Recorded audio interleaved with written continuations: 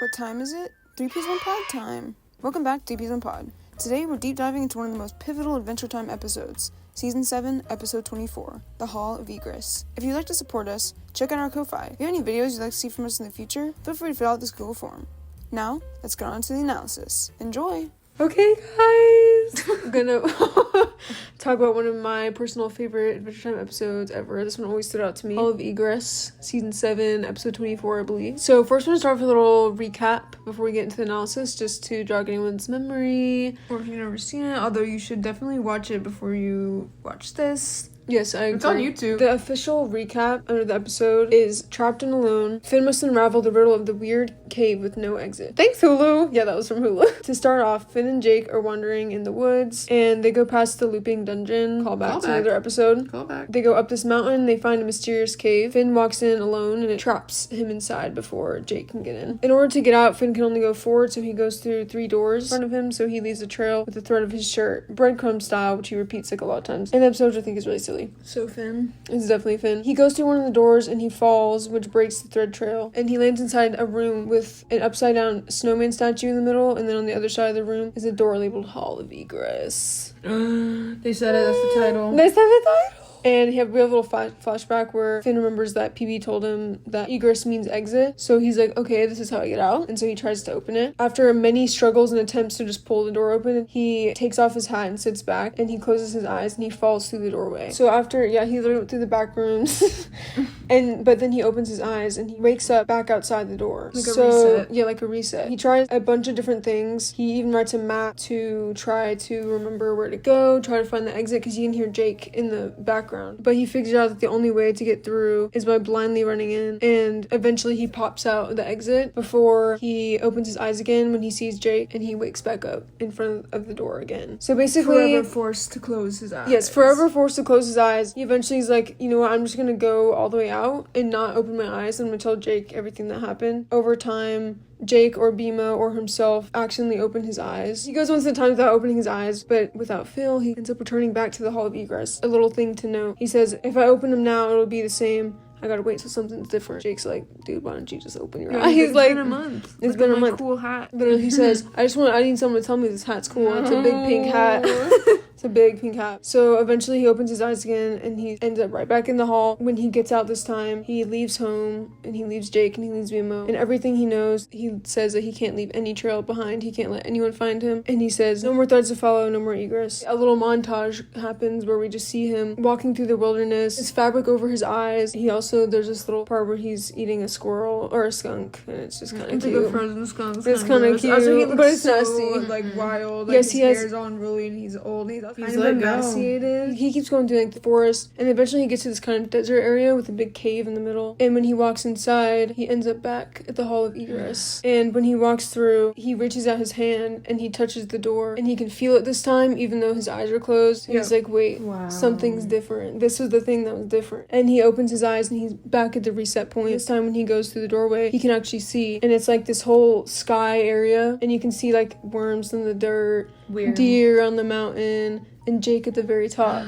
So he's like literally breathing new life in him. He runs up all the way very happily, all the way to Jake, and he bursts out the top. He grabs Jake. Jake asks him, must have been some cave, huh? And he says, no comment. Crazy. Basically, Finn had the journey of a lifetime. And they did all that in a cartoon in 11 minutes. Literally. And once again, definitely recommend watching the episode because the visuals are awesome in this episode. I feel like you also definitely need some context from the show. Well, you don't necessarily, because I think this is still like a pretty cool story, and context just makes it like a little more interesting. Yeah, but it's definitely, I think it definitely shows it's like a different the depth tone. that Adventure Time gets. I think like if I watched this without watching anything else, it would just make me want to watch all of it. Yeah, because it's like I need to know why. Yeah, I want to know more about. But then you watch all the other episodes and it's like not like this. Yeah, especially the first season is so different. They not like us. They not like us. Oh. Now on to the analysis. So there are a lot of different like I guess theories about what this episode is about. But my personal one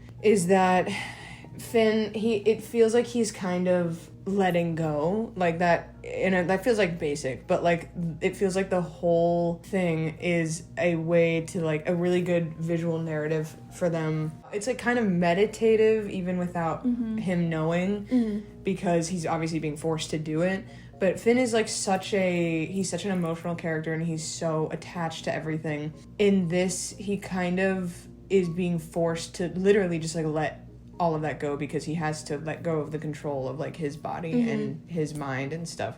I like appreciate the simple thing of like at the end, like going back to Jake, like that moment is so impactful because it is normally would be such a mundane moment. If he didn't go through this, that moment of him like coming back to Jake would have just been like a very normal moment. But he gains this new appreciation for all of this stuff because, you know, like when you're forced to like lose things or be without like his eyesight and stuff like that, it just like makes you reevaluate everything else. I feel like Finn over everyone is the most protective of Jake, or like the most like Jake is like the most important person in his life ever. The way that meditation and like a lot of those practices guide you to let go of material things, like he's like living in like the woods and he's disheveled and stuff, losing everything that he once knew, that he thought was super important to him, and it turns out, you know, it's obviously none of it is really.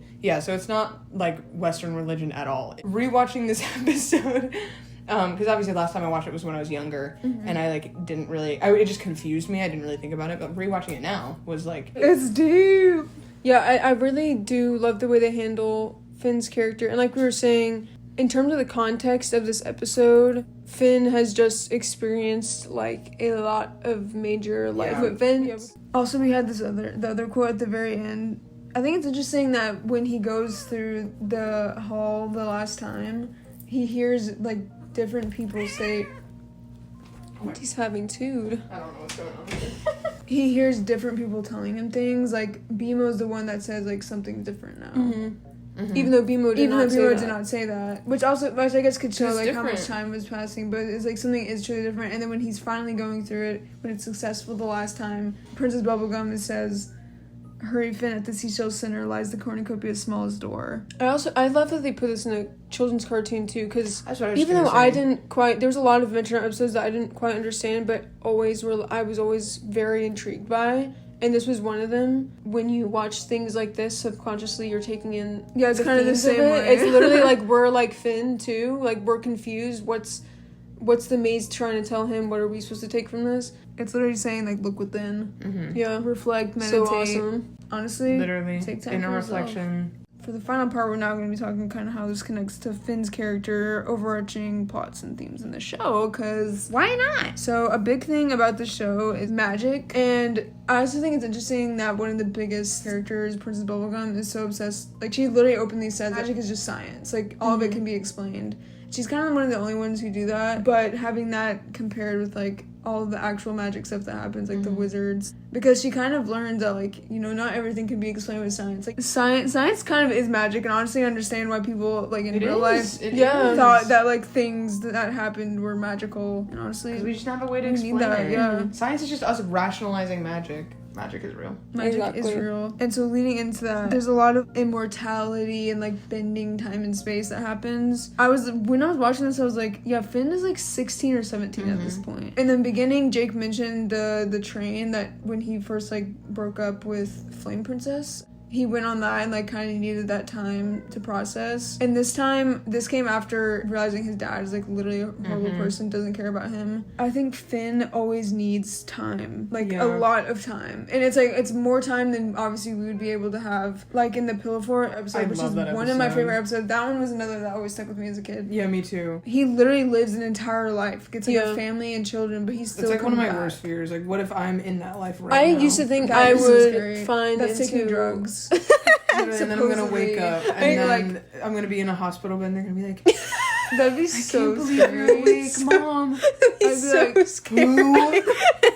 And Finn and Jake are kind of the only ones who age at like kind of a normal pace. Like Jake ages faster because he's a dog, and then Finn's obviously a human, so he just ages normally. So I think it's interesting, just in general, having Finn as the main character. Fiend. Fiend. I also think this one helps make a world so crazy like Ooh more relatable to children. It's definitely like, oh, that's like me. But I also They think use that to their advantage. yeah, it's always such a great opportunity to explore growing up in childhood through a character like Finn. Everyone was talking about the indomitable human spirit like a year ago, and honestly, that is Finn. Like, if you've ever seen that more in a character, I don't know how. Even in like, especially this episode, he literally says like he doesn't have the option to give up, so he won't. But he could give up though. Like, he does have the option to give up because he probably would die at some point. But like he doesn't even like consider that being an option, and he always tries. Incredibly beautiful. It's kind of beautiful and human because humans do have that instinct. It's like, wait, he can do anything, I can do anything. Another way this ties in is in terms of the themes of childhood and in growing up that Finn experiences.